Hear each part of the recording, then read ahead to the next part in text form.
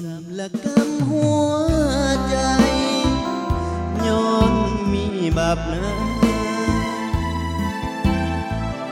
พากันมีกะว่ามนุษย์มีบาปบ่มีคนที่สอบทำหัวใจแสนดำถ้าคิดสอบทำจึงลงมาไทย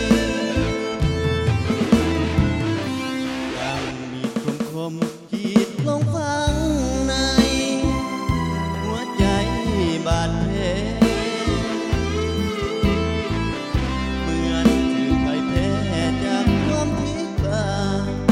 เพราะคิดมีชีวิตล้างบาปให้ขาวสะอาดถ้าคิดสามารถให้เฮาทุกคนชีวิตที่ถือเพพังผิดหวังย้อนบาปของเฮาบ่อยากบ่พอได้รับความตายพระองค์ทรงไทยจิตใจให้เฮาวิตจากพึ่งไฟได้ชีวิตใหม่อยู่ในพระองค์ลาก่อนชีวิตจิตใจแสนดังเพราะความผิดหวังขออีกหลีกทางให้ไกลแสนไกลมามอบชีวิตจิตใจ